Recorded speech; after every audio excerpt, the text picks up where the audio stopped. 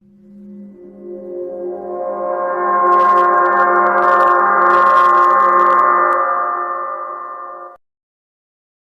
दोस्तों, कैसे हो आप लोग? उम्मीद करता हूँ आप लोग अच्छे होंगे और अपनों का भी ख्याल रख रहे होंगे। फिर से आ गया हूँ story by Rahman YouTube channel पर। इसी नाम से मेरा फेसबुक पेज भी है और दोनों जगहों पे आप इस वीडियो को देख सकते हैं। आप जिस भी जगह पर इस वीडियो को आप देख रहे हो, तो वीडियो छोड़ने से पहले आप लाइक ज़रूर कर दिया करें। आज मैं फिर से एक कहानी लेकर आया हूँ जो रियल सच्ची घटना है। आज की कहानी में दो दोस्तों की कहानी है। अब दो दोस्तों में से एक दोस्त जो है गद्दार निकल जाता है, और गद्दार इस तरीके से गद्दारी करता है कि दोस्त के पैसा से वो दूसरे राज्य जाता है, वहाँ पर उसके साथ होटल में ठहरता है। ठहरने के बाद उसी रात को, जिस रात को वो लोग एक बस जिस दिन पहुंचा था, उसी दिन रात के जैसे आते हैं, उस रात को एक दोस्त दूसरे दोस्त को मौत के घाट उतार देते उस होटल रूम में, और उसके बाद वहाँ से वो फरार हो जाता है। बाद में सुबह होटल स्टाफ को पता चलता है, फिर बाद में उस जगह पे हंगामा खड़ी होती है, पुलिस आती है, तफ्तीश होती है, लेकिन वो दोस्त का कोई पता नहीं चल रहा था। फिर बाद में ये खबर आई सामने, सब लोग यही कहने लगा हो सकता है वो दोस्त भी किसी मुसीबत में है।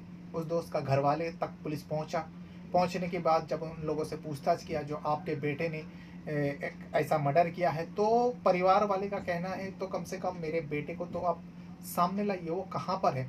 हम लोगों को तो बस यही चिंता हो रहा है कहीं मेरे बेटे के साथ भी कुछ हो ना गया हो। वही सारे बातें होने लगी, लेकिन पुलिस उस लड़का को, जो उसका दोस्त होता है, उसको ढूंढ नहीं पाता।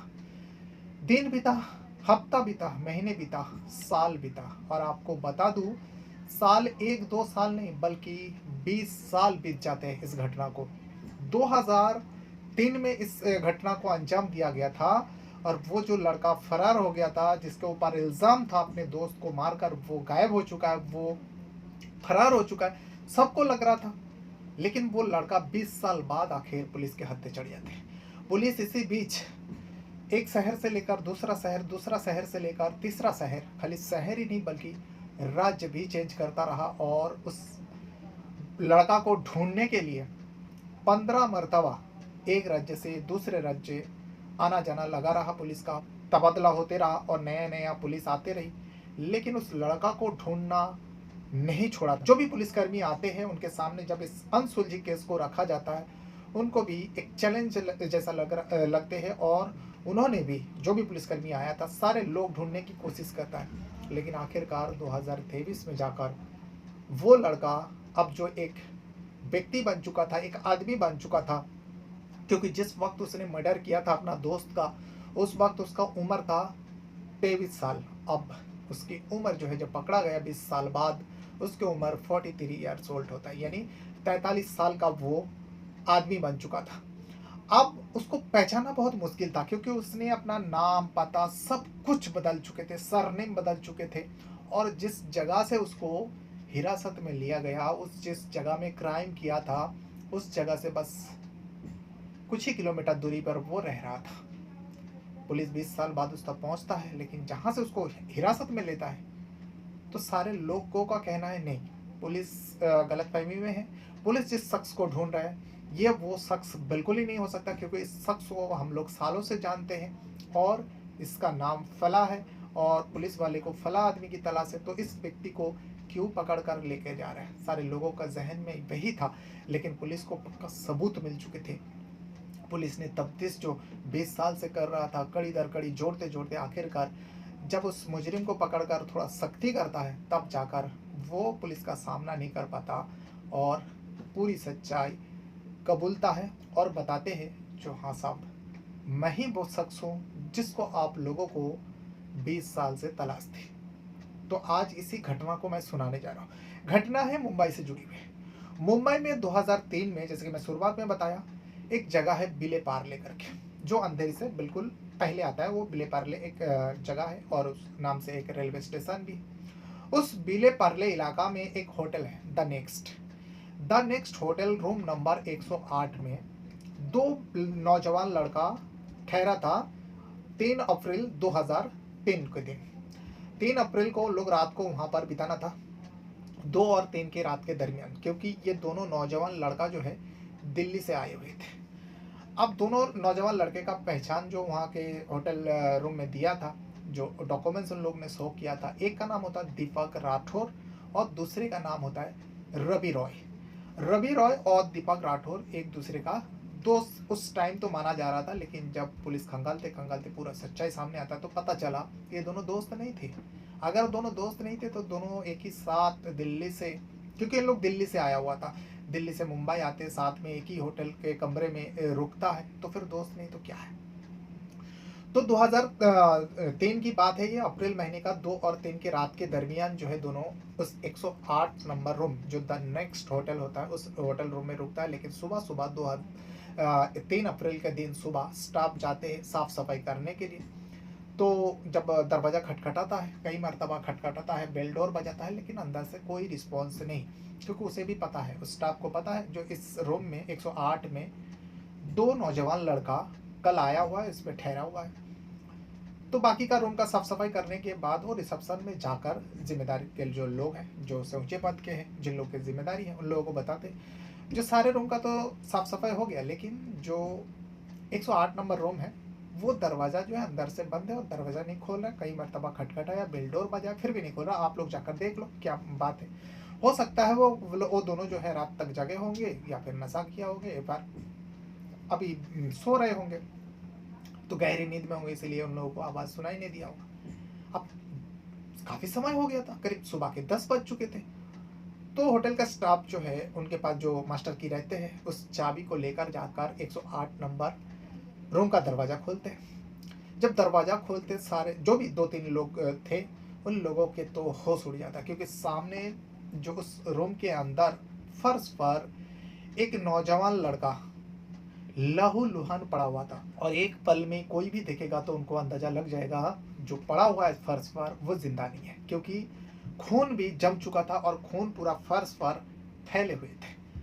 फौरन उस जगह में जो है एकदम हड़कंप मच जाती है, और होटल का मैनेजर और बाकी ऊपर का जिम्मेदार के लोग को, सारे लोगों को बताया जाते, सारे लोग उस 108 नंबर रूम पर पहुंचते हैं। पहुंचने के बाद सारे लोगों को पता चल जाता है जो इस नौजवान व्यक्ति का मर्डर हुआ है, और चाकू वहीं पे पड़ा हुआ था जिस चाकू से उस नौजवान लड़का को मारा गया था। अब 2 नौजवान लड़का था, एक नौजवान लड़का का बॉडी वहाँ पे पड़ा है और बाकी एक जो था उसके साथी वो उस रूम के अंदर नहीं था। इसीलिए साफ क्लियर है जो उसी लड़का ने इस अपने दोस्त जो भी है उसके रिश्ते में उसको मारकर चला गया। फौरन पुलिस को खबर दी जाती है, बिले पार्ले जो भी नज़दीकी पुलिस स्टेशन है वहाँ से पुलिस का टीम आती है, द नेक्स्ट होटल में 108 नंबर रूम पर जाते हैं, बॉडी का मुआयना करता है और उसके बाद बॉडी को कब्जे में लेकर पोस्टमार्टम के लिए भेज देता है। और यहाँ पर रिसेप्शन में जो भी उन दोनों बारे में पूछा जाता है, जो मरने वाला कौन है, उसके साथी कौन है, होटल वाला पूरा डॉक्यूमेंट्स उन लोगों का शो करा देता है पुलिस वाले। एक का नाम होता है दीपक राठौर, जो मरा पड़ा हुआ था उसका नाम होता है दीपक राठौर, 23 साल उम्र होता है। और जो उसके साथी था जिसका भी डॉक्यूमेंट्स जमा था उसका नाम होता है रवि रॉय। अब रवि रॉय और दीपक राठौर दोनों का पहचान है, यहाँ दीपक राठौर का बॉडी पड़ा हुआ था, रवि रॉय फरार है। उसके बाद इसके पूरे उस डॉक्यूमेंट से पूरा एड्रेस लिखा हुआ था। इन लोग दिल्ली का सुंदर नगर से आया हुआ था, सुंदर नगर का रहने वाला था दीपक जो राठौर है। उसके पहचान पत्र में जो आधार कार्ड जो भी उन लोग ने शो कराया था वो वहाँ पर नजर आ रही थी। उसके बाद एक टीम वहाँ पर पहुँचता है दिल्ली। दिल्ली सुंदर नगर पहुँच के दीपक के बारे में दीपक के घर वाले को इत्तला देते हैं। पता चलता है हाँ दीपक मूल तौर पे वो दिल्ली का ही रहने वाला होता है, पर वो जो मुंबई आया हुआ था वो काम के सिलसिले आया था, बल्कि घूमने नहीं आया था, वो बिजनेस के सिलसिले में आया था। वो गारमेंट्स का बिजनेस करता था, यानी कपड़ों का व्यापारी था, और कपड़ा खरीदने के लिए वो दिल्ली से मुंबई आया हुआ था। अब उसके साथ जो रवि रॉय था वो कौन है, जब दीपक के परिवार से पूछा गया तो दीपक के परिवार बताते हैं जो रवि रॉय जो है इसी इलाका में, सुंदर नगर इलाका में वो एक ट्रेनर है, लोगों को गाड़ी चलाना सिखाता है, यानी ड्राइविंग का ट्रेनर है, वो ड्राइव कराना सिखाता है, लोगों को गाड़ी चलवाना सिखाता है। तो मेरा बेटा जो है दीपक राठौर जो है उसके पास गाड़ी चलाना सीखता था, और इसी बीच उन दोनों हम उम्र के थे, और रवि राय भी 23 साल का ही था, 22-23 साल का। दोनों में थोड़ा बहुत जमता था, दोनों में दोस्ती हो गया। और मेरा बेटा जो है मुंबई जाना चाहता था, उसके लिए भी अच्छा वो कुछ माल खरीद कर वहाँ से लाकर बिजनेस करना चाहता था, कपड़ा खरीदने के लिए गया हुआ था। तो उसका एक साथी की ज़रूरत है, तो उसने रवि राय को बताया था जो चल तू भी मेरे साथ चल, तो जितना दिन रहेगा वो सारे खर्चा जो है और मैं भरपाई कर दूंगा, तो फ्री में मत जाना, मैं तेरा टिकट भी निकालता हूँ, दोनों साथ में जाएंगे, साथ में आएंगे। रवि राय को दीपक राठौर जो है लेकर मुंबई गया था। ये दीपक के परिवार से मुंबई पुलिस को पूरा डिटेल मिल जाते हैं। अब सबको लगा था, पुलिस को भी लगा, क्योंकि रवि रॉय जो है फरार चला था। अब रवि रॉय को ढूंढने के लिए अलग अलग जगहों में सारे खबरी को लगवा दिया जाता है। मुंबई, गुजरात, जो भी नज़दीकी सब है, मध्य प्रदेश, ये सब जगहों में अलर्ट कर देते हैं और रवि रॉय के बारे में और डिटेल जानने की कोशिश करता। तो पता चला रवि रॉय जो है वो दिल्ली का रहने वाला नहीं था, जैसे कि दीपक राठौर दिल्ली का रहने वाला था मूल तौर पर, लेकिन रवि रॉय जो है वो बिहार का मुजफ्फरपुर का रहने वाला था। मुजफ्फरपुर में एक पुलिस का टीम पहुंचती है, मुंबई पुलिस जाकर उस रवि रॉय के परिवार को बताते हैं जो तुम्हारा बेटा ऐसा कांड करके फरार हो गया। तो घर वाले बहुत रोता है, घर वाले को तो यकीन ही नहीं होता है जो रवि रॉय ऐसा कर सकता है, लेकिन उसने किया है, वो फरार है। तो सबसे पहले तो दीपक को ढूंढना जरूरी था, लेकिन दीपक कहाँ छुप गया किसी को नहीं पता था और खबरी को भी पता नहीं लग रहा था। अब दीपक को ढूंढने के लिए अलग अलग जगहों में दबिश तो देते गए, लेकिन धीरे धीरे समय बीतते बीतते 20 साल बीत जाता। इसी बीच मुंबई पुलिस जो है मुंबई से लेकर अलग अलग जगहों में जहाँ पर कुछ भी खबर मिलता है तो वहाँ पे एक पुलिस का टीम जाती है, तफ्तीश करते हैं या फिर खबरी को भेजते हैं जो पता लगवाओ। गुजरात जाते हैं, दिल्ली आते हैं और बिहार में 15 मरतबा 20 सालों के अंदर मुंबई पुलिस का चक्कर काटती है उस रवि रॉय को पकड़ने के लिए, लेकिन कुछ नहीं पता चलता। जब भी रवि राय के घर में यानी मुजफ्फरपुर में जब बिहार में आते हैं पुलिस का टीम, तो उल्टा रवि राय का परिवार के लोग जो है बहुत रोते हैं पुलिस वाले के सामने और कहते हैं साहब आप लोग आते हो तभी हमारे बेटे का याद ताज़ा हो जाती है। न जाने मेरा बेटा जिंदा है क्या नहीं है, शायद उनके साथ मेरे बेटे के साथ भी कोई हादसा हो गया, क्या वो सही सलामत है क्या नहीं है वो भी नहीं पता। अब पुलिस वाले भी हैरान हो जाता है, एक लड़का अपने दोस्त का मर्डर करता है और करने के बाद वहां से फरार हो जाता, 20 साल हो जाता, उसका कोई खबर नहीं। पुलिस तो काफी कोशिश करता है लेकिन उस रवि राय के बारे में थोड़ा सा भी खबर नहीं मिलती कहीं से भी। इसी बीच पुलिस का नया नया लोग ऑफिसर बदलते रहता है। एक ऑफिसर की नज़र इस केस पर पड़े, क्योंकि बहुत सारे ऑफिसर जो है आते हैं, खास करके जो अनसुलझी केस रहती है, वो भी मर्डर का केस अनसुलझी, उसको सॉल्व करने की कोशिश करता है। तो एक ऑफिसर आया हुआ था, आने के बाद इस दीपक राठौर मर्डर केस का फाइल उनके सामने आया और भी अनसुलझी थी और 20 सालों से उसका दोस्त जो है लापता है, कोई पता नहीं। तो इसीलिए वो जो ऑफिसर आए हुए थे उन्होंने एक टीम बनाया, बनाने के बाद उन्होंने उस मुजफ्फरपुर में दोबारा भेजा, भेज उन्होंने सब कुछ बताकर भेजा तो ऐसा ऐसा करना। पुलिस का टीम अब आया मुजफ्फरपुर में, आने के बाद मुजफ्फरपुर में जितने भी रवि राय के परिवार के लोग थे सारे लोगों का मोबाइल नंबर चुपचाप तरीके से ले लेता ताकि परिवार वाले को पता ना चले, जैसे ऑफिसर के ऑर्डर थे। अब 2003 में तो उतना मोबाइल तो था नहीं लोगों के पास, लेकिन अब अभी का दौर में 2023 की बात है तो घर में जितने मेंबर है सबके पास अलग अलग मोबाइल रहते हैं, अलग अलग नंबर यूज़ करते हैं। तो पुलिस का टीम जो है गुपचुप तरीके से सारे लोगों का, रवि राय के परिवार के जो मुजफ्फरपुर में रह रहा था, नंबर ले लेता था, मुंबई चला जाता वापस। अब जाने के बाद वहाँ पर सारे लोगों का नंबर का जो है CDR निकालते यानी कॉल डिटेल रिकॉर्ड। जब कॉल डिटेल रिकॉर्ड निकाल कर चेक करते हैं तो पता चलता है कि बात तो सारे लोग एक दूसरे से करते ही है, लेकिन सारे लोगों के नंबर पर, जितने भी नंबर लेकर आए थे मुजफ्फरपुर से रवि राय के परिवार से, सारे लोगों के मोबाइल पर एक नंबर से बातें होती थी। अब वो नंबर जो है कॉमन नंबर था, जो परिवार के सारे लोग इस नंबर से कांटेक्ट में, ये नंबर किसका है? वो नंबर तो मुजफ्फरपुर का किसी का नहीं था परिवार के। तो उस नंबर के बारे में आप पुलिस को लगा इस नंबर के बारे में पता करो किसका नंबर है, परिवार का एक कौन सदस्य है जो सबसे जुड़े हुए। तो उस नंबर का जब डिटेल निकाल कर आता है, जब उस नंबर का CDR निकाल कर लेके आते हैं तो पता चलता है अतुल विजय केडिया नाम का एक शख्स का होता है। अतुल विजय केडिया का उस नंबर से पूरा लोकेशन चेक करता है क्योंकि वो एक्टिव नंबर था। तो पता चला ये महाराष्ट्र में यूज़ हो रहा है। महाराष्ट्र का एक डिस्ट्रिक्ट लगता है जो मुंबई से बिल्कुल करीब है, ठाणे डिस्ट्रिक्ट, और इसी ठाणे डिस्ट्रिक्ट के अंदर एक वृंदावन सोसाइटी करके जगह है, उस जगह का लोकेशन दिखा रहे हैं। पुलिस वाले सोचते हैं एक महाराष्ट्र में रहने वाला अतुल विजय केडिया और बिहार के मुजफ्फरपुर में जो रॉय फैमिली है, उनके साथ इस केडी फैमिली का क्या रिश्ता हो सकता है? ऐसे कौन ऐसा रिश्तेदार है जो महाराष्ट्र में, ऐसा नाम भी महाराष्ट्र ने मराठी लोगों का नाम है, तो और वहाँ का बिहार में रॉय फैमिली है, कौन हो सकता है?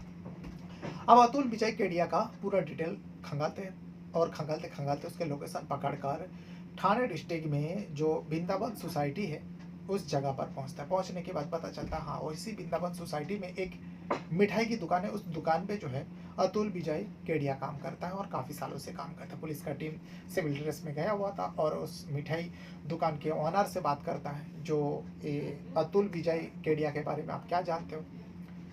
अब जो ऑनर थे उन्होंने पूरा डिटेल अतुल के बारे में बता दिया। जो अतुल तो काफ़ी सालों से इसी इलाका में रहता है और हमारे पास काम कर रहा है कई सालों से, तो सब कुछ बताया। तो अतुल विजय केडिया को भी बुलाते हैं, जो भाई तुम्हारे बारे में पूछताछ कर रहे हैं। तो पुलिस वाले को देख कर वो थोड़ा सा नर्वस हुआ।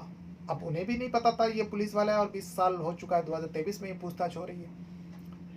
कॉन्फिडेंट तो था जो पुलिस वाला नहीं होगा, लेकिन जिस हिसाब से सवाल जवाब कर रहा था अतुल को भी लगा ऐसा तो नहीं पुलिस को मेरे बारे में भनक लग गया। तो अतुल को पूछते जो भाई तुम कौन हो, कहाँ से आए हो, तुम्हारा पुश्तैनी घर कहाँ है, तुम्हारे गांव कौन सा है। वो अपने सारे डॉक्यूमेंट्स तो शो कराता है जो ठाणे डिस्ट्रिक्ट का ही होता है, लेकिन ऐसा कैसे, उसका माँ बाप कौन है, गांव कौन सा है, और डॉक्यूमेंट्स भले ही उसने सब फर्जी बना लिया, नाम भी बदल लिया, लेकिन बाकी तो होगा, परिवार के तो लोग होंगे। वो सब बारे में जब पुलिस वाले थोड़ा उसे पूछताछ किया तब वो लड़खड़ाने लगे, उसके जबान लड़खड़ाने लगे, उसके पास कोई जवाब नहीं। अब उसे पता ही नहीं था जो ऐसी कड़वी सवाल भी उसे किया जाएगा, उसका तैयारी उसको नहीं थी, क्योंकि दिन बीतते गया, 20 साल हो गया। अब वो एकदम से मतलब कंफर्म हो चुका था जो मैं जो दीपक का मर्डर करके नाम बदल के पता बदल के सब कुछ मैंने चेंज कर लिया, हुलिया भी मेरा 20 साल में चेंज हो गया, इतना दिनों तक पुलिस में मुझ तक नहीं पहुंचा तो अब क्या पहुंचेगा, उसको इतना कॉन्फिडेंट था। लेकिन 20 साल बाद जब पुलिस की टीम उस तक पहुंचता है और जब ये सब सवाल पूछा जाता है उसके पास कोई जवाब नहीं होता, पुलिस हिरासत में ले लेता है। अतुल विजय केडिया को हिरासत में लेकर सीधा विले पार्ले पहुंचता है मुंबई। मुंबई पहुंचने के बाद अब पुलिस जब अपने पर आते हैं तो आखिरकार अतुल विजय केडिया मान जाता है, कबूल लेते हैं, उसके पास कोई रास्ता नहीं बचा था। वो बताते हैं सर मैं ही हूँ रवि रॉय और मैं ही हूँ अब फिलहाल अतुल विजय केडिया। जब सच्चाई कबूल लिया अब पुलिस वाले को बस उस सवाल का जवाब जानना था, जो आखिर उसने अपने दोस्त जैसा एक व्यक्ति को जो दीपक राठौर है उसको क्यों मौत के घाट उतारा, वजह क्या थी, और 20 साल तक वो कैसे लोगों को चकमा देते गए और परिवार फैमिली वाले से कांटेक्ट में रहा तो परिवार वाले ने क्यों जिक्र नहीं किया। ये सारी बात क्योंकि परिवार वाले इस अतुल को बचाना चाहता था, परिवार वाले भी इसमें दोषी है, सारे लोगों को पकड़कर थाने ले आया जाता है और क्योंकि एक मुजरिम का मर्डर का मुजरिम के साथ दे रहे थे, इतना दिनों तक गांव से लेकर पुलिस वाले को भी उलझाते रहे, पुलिस वाले के सामने रोते रहे जो रवि राय के परिवार है। अब रवि राय से बस यही पूछना था आखिर दीपक को मारा क्यों, तो इस पे रवि राय बताते हैं, यानी जो अभी अतुल विजय केडिया है वो बताते हैं जो साहब 2003 में मैं दिल्ली में रहकर लोगों को गाड़ी चलाना सिखाता था, एक मैं ट्रेनर था गाड़ी चलाने का, तो मेरे पास दीपक भी आता है गाड़ी चलाने सीखने के लिए। और इसी बीच मैं वो दीपक एक दिन कहता है भाई कुछ दिनों तक मैं नहीं आ पाऊँगा और मैं मुंबई जा रहा हूँ कोई बिजनेस के सिलसिले में, मुझे कुछ कपड़ा खरीदना है। अब मुझे पता था ये अच्छा खासा परिवार से है, पैसा अच्छा है, मेरी उम्र का है, लेकिन इसके पास पैसा अच्छा रहता है, वो अच्छा बिजनेस कर रहा है, गारमेंट्स कंपनी से जुड़े हुए हैं और वो कपड़ों का बिजनेस करता है। तो बताता है जो भाई कुछ कपड़ा खरीदने के लिए मुझे मुंबई जाना है और मैं कुछ दिनों तक नहीं आ पाऊँगा। रवि राय कहता है ठीक है भाई, जब आपका दिल करे आप आ जाना। तो इस पर थोड़ी देर बाद दीपक खुद से मुझे कहता है भाई मैं तो नहीं आऊँगा, मुझे एक साथी की ज़रूरत है, मुंबई ले जाऊँगा उसे और मैं ज़्यादा माल खरीदने जा रहा हूँ, तो मेरे लिए आसान होनी चाहिए और उस सब माल वहाँ से लेकर आना है, कोई अगर साथी मिल जाए, अगर तू चल सकता तो चल। तो रवि कहता है भाई मैं कैसे काम छोड़कर जा सकता हूँ, यही मेरा रोजी रोटी है। तब जो दीपक कहता है भाई तेरा रोजी रोटी छिनेगी नहीं, बल्कि मैं उसका पैसा दूंगा, मैं तुझे ऐसा नहीं लेकर जाऊंगा, तेरा टिकट भी कराऊंगा आने जाने का, तेरा खर्चा भी मैं उठाऊंगा और तुझे मैं वहाँ ले जाने के बाद मेरा जो काम हो रहा है उसके बदले में तुझे पैसा भी दूंगा। तो इस पर मैं राजी हो जाता हूँ। राजी हो जाने के बाद हम दोनों मुंबई चले जाते हैं, 2 अप्रैल को मुंबई जाते हैं। 2003 की बात है। जब जाते हैं मुंबई सेंट्रल उतरते हैं, उसके बाद हम लोग विले पार्ले में एक होटल में, द नेक्स्ट होटल में 108 नंबर रूम पे रुकते हैं। और उसके बाद दीपक जो है खाने का ऑर्डर करने के बाद वो मेरे ही सामने वो जो पैसा लेकर गया था माल खरीदने के लिए, जो भी वो कपड़ा वगैरह खरीदने के लिए, करीब 1.5 से 2 लाख रुपए उसके पास था। इसे देखकर मेरे मन में लालच आ गया। अब मैं वो सारे पैसा को लूटना चाहता था उससे, लेकिन कैसे। उसके बाद खाना आता है, खाना वाना खाने के बाद अब हम लोगों को आराम करना था। इसी बीच जो है मैं उस दीपक के ऊपर, क्योंकि उस होटल रूम में एक चाकू भी थी, उस चाकू से, क्योंकि फ्रूट काटने के लिए वो चाकू भी हम लोग मंगवाए थे, जो रात को खाना खाने के बाद फ्रूट वगैरह खाएंगे, उस चाकू से जो है मैं दीपक के ऊपर काबू पा लेता, उसको बार करके उसको मौत के घाट उतार देता हूँ। अब मौत उसको मार देने के बाद उसके सारे पैसे को लेकर जो है मैं वहाँ से चुपचाप तरीके से फरार हो जाता हूँ और बाहर से दरवाज़ा खींच के दरवाज़ा बंद कर लेता हूँ और फरार हो जाता हूँ। उसके बाद मैं गांव तो नहीं आता हूँ, दिल्ली में भी नहीं जाता हूँ, क्योंकि मुझे पता है मैं मर्डर किया और मेरे पीछे पुलिस पड़ेगी, मेरे डॉक्यूमेंट्स उस रिसेप्शन में जमा है और दिल्ली में सारे लोग जानते हैं, सब लोग बता देंगे जो हाँ दीपक के साथ उस रवि राय गया था। इसीलिए मैं अलग अलग जगहों में, कुछ दिनों तक तो मैं महाराष्ट्र में अलग अलग डिस्ट्रिक्ट में घूमता रहा। उसके बाद मैं वहाँ से गोवा चला गया।